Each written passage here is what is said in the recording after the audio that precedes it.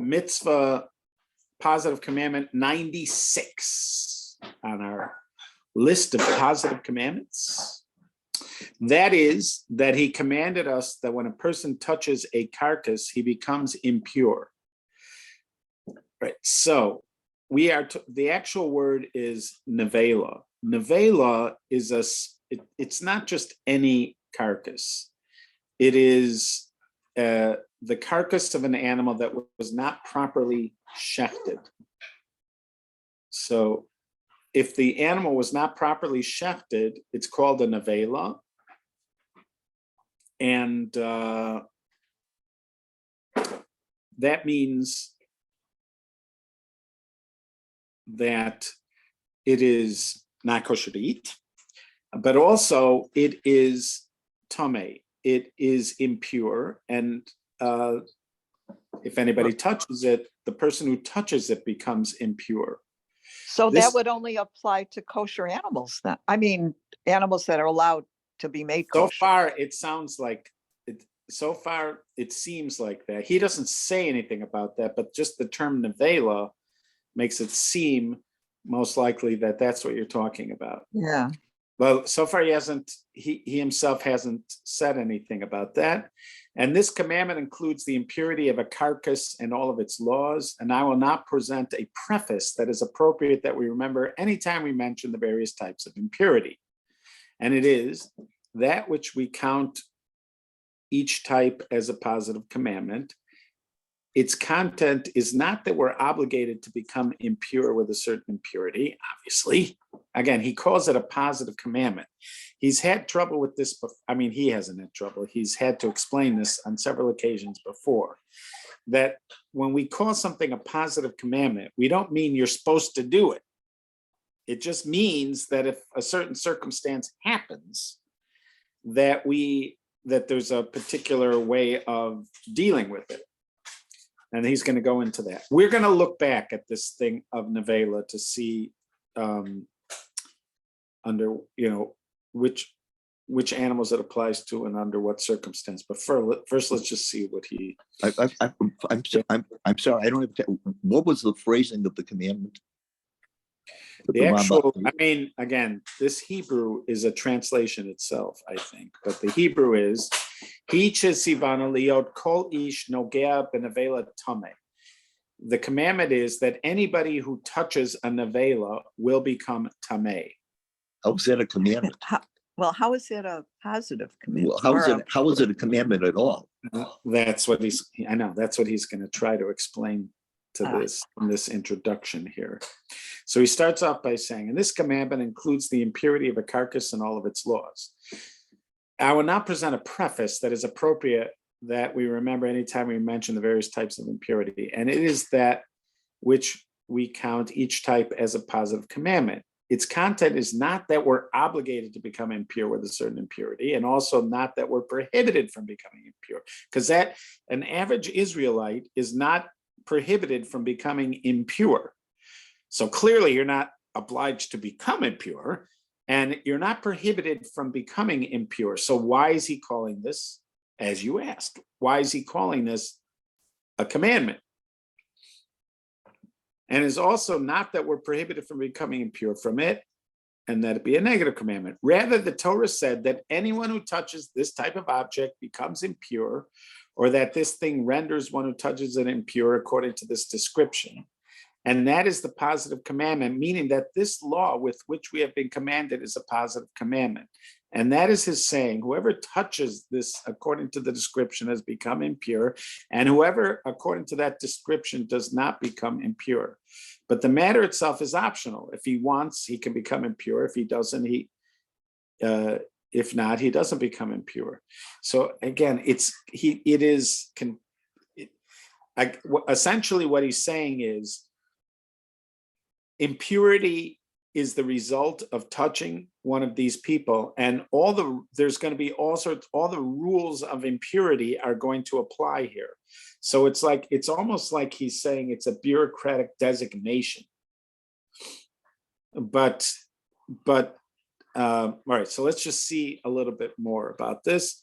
And the language of the Sifra in Shmini chapter 4:10 is, and their carcass do not touch. I might think that if one touches a carcass, he receives lashes because it says don't touch it.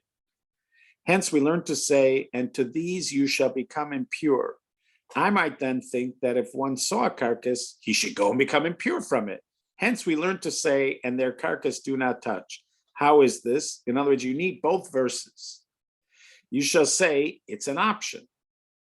And this, in other words, if you do touch it, you will become impure. You don't have to. There's nothing against it. There's no motivation to do it. But if you do it, you will become impure. It's almost like it's what I would call like a bureaucratic designation. It's connected to an action. You have to touch it in order for this to happen. But if you should touch it, this is what's going to happen. This commandment that has been told to us about this law, that one who touches this becomes impure, and that he will be impure such that he will be obligated about everything that impure people are obligated. See, this is the point. It's almost, once you do this, you have a bureaucratic designation and all sorts of law comes into play. There's like there's going to be all sorts, in other words, you're going to have to go to the mikvah, you're going to have to wait until 3 stars come out, and then you're going to be pure again. So, such as to exit from the camp of the divine presence. Also, let's say you're a Kohen, you're not allowed to be in the courtyard. You can't eat consecrated food. You can't touch other things besides this, not to touch it, and other things besides this. This is the command. That means to say, one becoming impure from this type when he touches it or was proximate to it in such a manner. And remember this matter with every one of the types of impurity. See Parsha Shmini. All right, so, right. So he acknowledges the problem. He is not, this language that we're seeing here is still, it still remains somewhat confusing or opaque. But before, when he said that about divorce, he said, when there's a mitzvah to get divorced, the mitzvah is not that you should get divorced. It's just that should you choose to be divorced, you should do it in this way. This is not exactly like that. Can you hear me? In the ballpark of it. I don't think so. Yeah. Yeah, go ahead. Yeah. So perhaps that, there's more than 2 classes of mitzvahs. There's negative. It's not just negative and positive. There's negative, positive, and a third category. Conditional. It's because it's neither positive nor negative, as we said. Right. So Lois is using that term conditional. I like the term it's not bureaucratic. conditional. It's a whole different category. I'm going to call it bureaucratic. Okay, Like, but it's saying under what conditions you have liability. If you do that, then all of the dinim of being impure apply to you. But he's specifically talking about an avela. He didn't. Right. He didn't say about other things too. Why is he only covering an avela? Well, he's using this one example. This is the beginning of a lot of mitzvahs in this category. About purity, and he's saying in the purity and impurity, he's saying, remember this. And he said before, this command, he said, I will not present a preface that is appropriate that we should remember anytime we mention the various types of impurity. And then at the end, he also said this line, and he says, and remember this matter with each one of the types of impurity. For some reason, this is this particular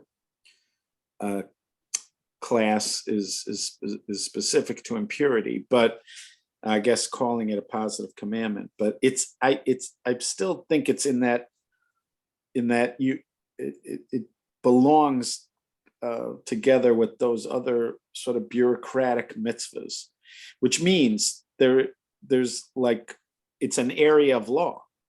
It's an area of law. It has its own rules. it's they're in fact they're the Vilna Gaon says this about a verse in Vayikra. The Vilna Gaon says there are three basic categories of law. The pasuk says bein dam ladam, bein din ladin, bein nega lanega. So between blood and blood, just going to find this pasuk. So the Vilna Gaon says these are the three basic categories of law. Bein dam ladam, between different types of blood, that's like what we would call the kind of yoredea, what sometimes are called iser v'heter, that which is permitted, that which is forbidden. So knowing the difference between different types of blood. So in that category, you would have the laws of nida, but you would also have the laws of kashrus, and you'd have the laws of the holidays, all sorts of what we call iser v'heter, that which is forbidden, that was permitted. Then you have bein din ladin, that would be matters that come before the court, matters of litigation, things that happen through the court. And then nega lanega would be the laws of ritual impurity. And his point is that you can have different rules that apply within these different categories. So for instance, when it comes to Shabbos, there's a rule about private domains, and let's say, forget that. A better one is we have a rule about what to do when you have a doubt. So in typically in something like iser v'heter, in the world of the permitted and forbidden, like let's say kashrus, we say that if it's a doubt about a biblical thing, you take the more severe option. If it's a doubt about a rabbinic thing, you take the more lenient option. Again, all rules are subject to many qualifications. But when it comes to purity and impurity, that's not how you do it. When purity and impurity, if it's a doubt in a public domain, then it's permitted. If it's a doubt in a private domain, then it's forbidden. So how you deal with doubt is different in these categories. And there might be other things also that are different between these various categories. They have their own rules. It's like they're almost their own halachic universe, as they are. So I'm going to just get that pasuk. Sorry.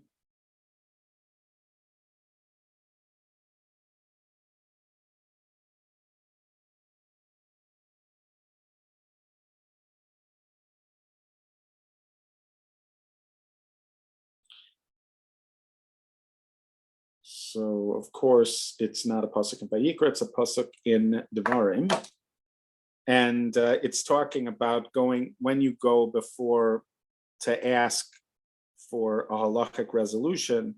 So it's ki palei mimcha davar lemishpat. Ki palei mimcha davar lemishpat bein dam ledam, bein din ledin, bein nega lenega, divrei ribat. So you're going to go, this is in Parshas Shoftim. So you're going to go and go to the judges or to some kind of halachic source in order to get resolution from it. So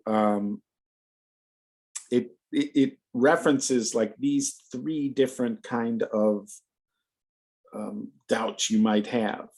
One, and it references dam ladam, din ladin, and nega lanega. So this might be an example what the Rambam's talking about, that there's a certain kind of mitzvah that you find in matters of impurity that itself sort of challenges our assumption of what is a mitzvah, or what we're being told when we're told that something's a mitzvah. This could be one of those examples. He seems to think that he's preparing us for the fact that we're going to see a lot of this when it comes to the rules of tuma and tahara, purity and impurity. But again, he has had to say something very similar to this about other mitzvahs, including that mitzvah of Gittin. But we've even had a few, I don't remember exactly which ones they were, that just came up not too long ago when we were looking at them, which the Torah's not saying you should do it, but if you engage this, then this is how you have to do it. This is like that, but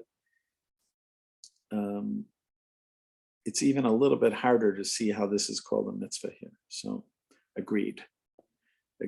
Now, I just want to take a second and let's see if we can, this will take us to Halacha, Mishnah Torah. All right. The carcass of a dead animal is a primary source of impurity. An olive-sized portion of its meat imparts impurity to a person and kalim when touched, and to an earthenware container when it enters its inner space, and imparts impurity to a person when being carried to the extent that his clothes are impure, as is the law regarding the surface on which one rides, that contracted impurity from the zav. What is implied? When a person touches the carcass of a dead animal, he's considered as a primary derivative of impurity. If he touches vessels, even at the same time that he's touching the carcass, they are pure. In other words, only he is impure. Similarly, the clothes that he's wearing are pure. It doesn't make his clothing impure, for he is a derivative of impurity, and a derivative does not impart impurity to vessels. When by contrast, one carries the carcass of a dead animal, he imparts impurity on vessels that he is carrying with it. One who carries their carcass also has to launder his garments. So carrying the carcass is different than touching the carcass. Those garments are considered as primary derivatives of impurity. He does not impart impurity to another person or to earthenware containers, even when he's carrying the carcass. These laws apply regarding both the carcasses of domesticated animal and a wild animal, whether of a species permitted to be eaten or one forbidden to be eaten. So of course I was incorrect. And there he is saying it. These laws apply regarding both the carcasses of a domesticated animal and a wild animal, whether of a species permitted to be eaten or one forbidden to be eaten. If any of these types of animals die, an olive-sized portion of their meat imparts impurity. The ritual slaughter of a kosher domesticated animal or a kosher wild animal purifies it in all circumstances. Even if one slaughtered an ordinary animal in the temple courtyard or a consecrated animal outside the temple courtyard, they are pure. In other words, you're not supposed to do that. It's a violation of the law to slaughter a non-consecrated animal inside the temple or a consecrated animal outside the temple. That is very forbidden, but they are still pure. If a disqualifying factor occurs in the process of ritual slaughter, the carcass is considered like that of an animal that died. It imparts impurity when carried as is stated in Hilchos Shchita. Ritual slaughter has no effect on the status of a non-kosher domesticated animal or a non-kosher wild animal. So you might think, let's say I shecht a pig, it may not be kosher, but at least it won't be impure. But that's not the case. Even if you shecht the pig, it's still impure. Whether one slaughters such an animal, stabs it in the throat, strangles it, or it dies naturally, it is considered an animal carcass. Flesh from all carcasses, both from kosher species and from non-kosher species, can be combined to reach the minimum size measure of an olive-sized portion that imparts ritual impurity. Okay, so again, we are talking about the carcass of any animal.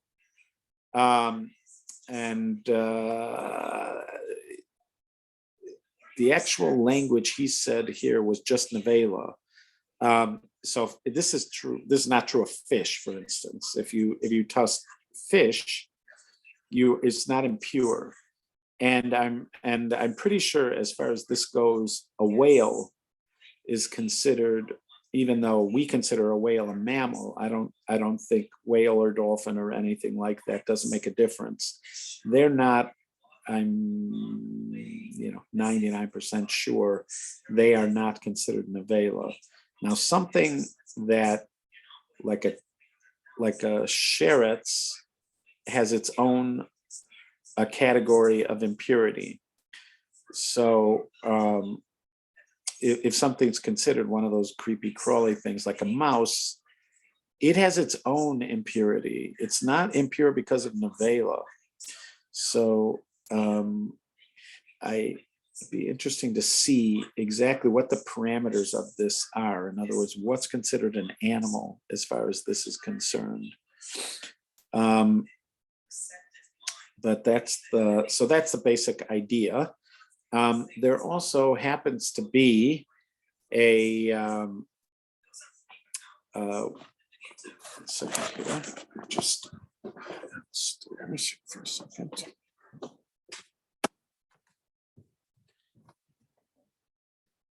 There's a famous idea from Rabbi Joseph Soloveitchik about nevela and treifa, which I'm just gonna Google for a second here.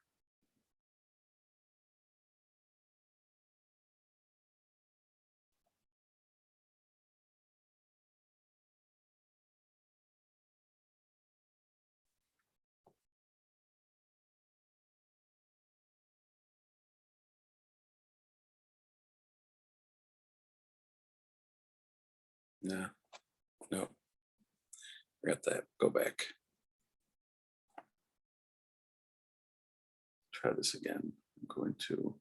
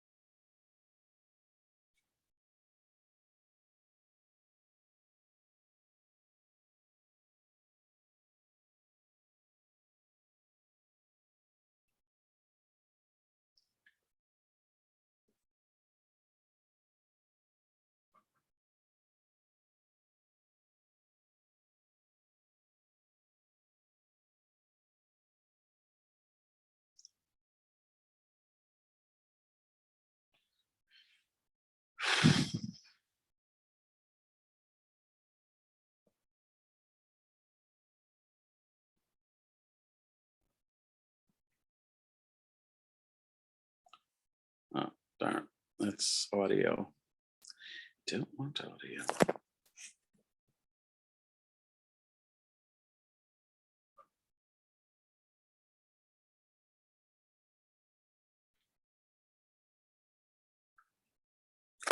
Well, this is going to be the same problem.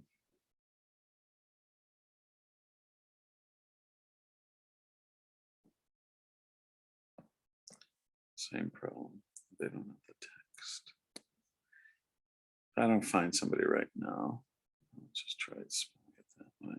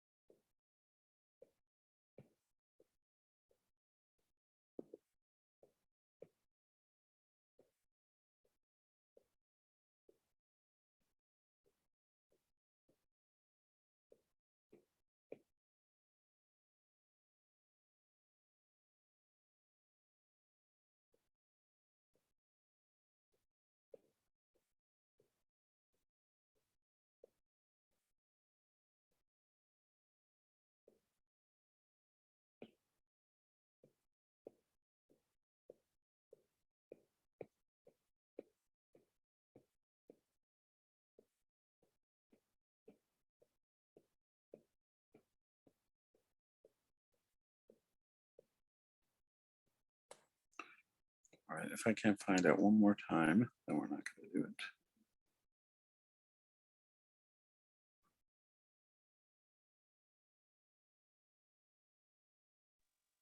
Are we looking up JB? I am. I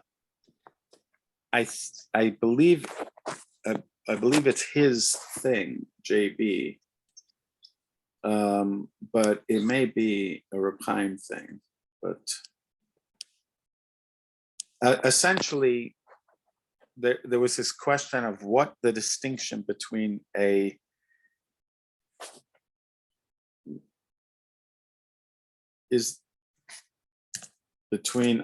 nevela and a treifa.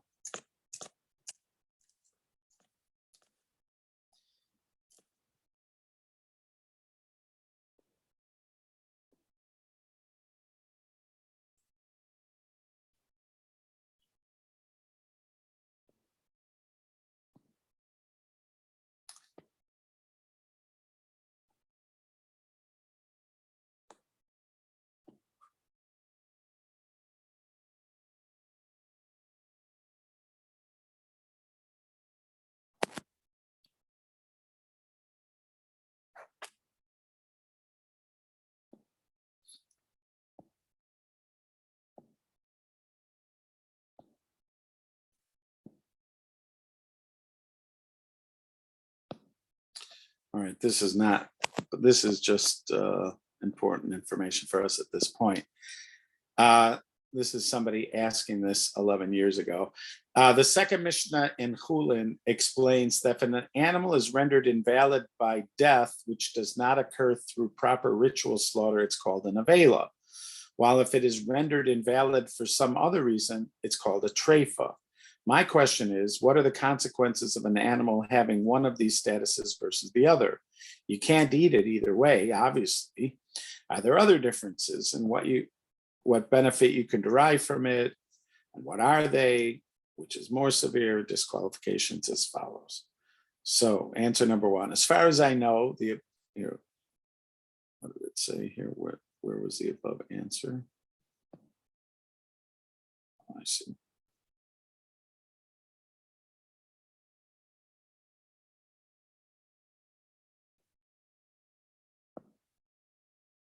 All right, as the answer stated, the main difference between nevela and treifa is the impurity. So if something is a nevela, it's impure, but if it's a treifa, it is not impure. However, there are also other differences, which is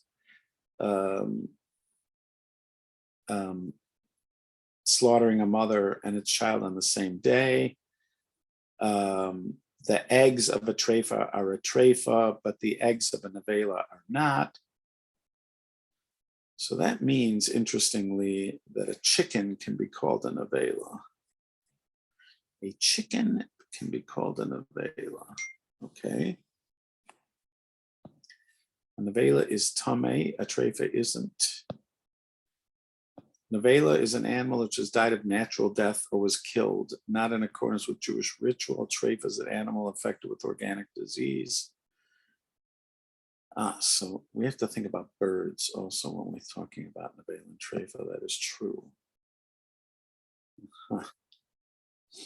Yes, we do have to talk about birds. So you have animals and birds, not fish, and not the shrutzim, but animals and birds are in the nevela category and in the treifa category. Okay, so I will find this for tomorrow, but there's a fascinating discussion about nevela versus treifa, and I think it'll be useful for our discussion. And I thought it would be easy to find it because it is oft quoted, but it is not so easy to find it. What if you just what if you ask, your little robot there, what's the difference between ChatGPT. I could do that. I don't have my, I'll try that with that too. I was just using it on something because I'm reading something by Rabbi Soloveitchik on prayer. And he referred to religious subjectivists, advocates of religious subjectivism.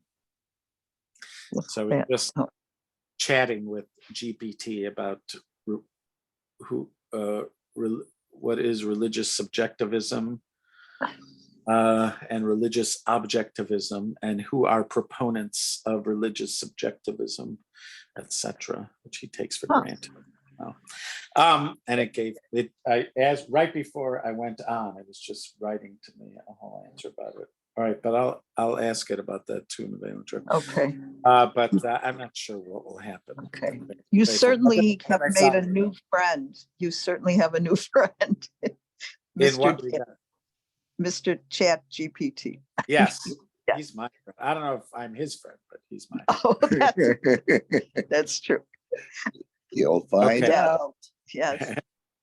Last night, just Yeah. quickly, we were with a group of our friends. We go out every Monday night, and one of my friends' ex-husbands joined us because he's in town for the National Bridge Tournament, which starts Thursday.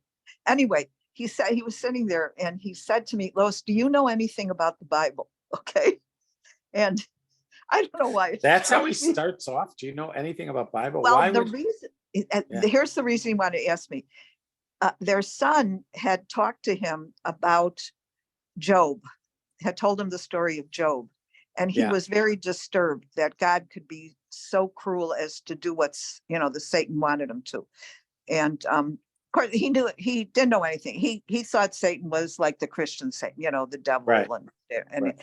but how could God be that cruel as, to follow? But that's how he started. But I just thought it was funny. Just out That of the is funny. blue, he says, "Do you know anything about the Bible?" I know. That's funny.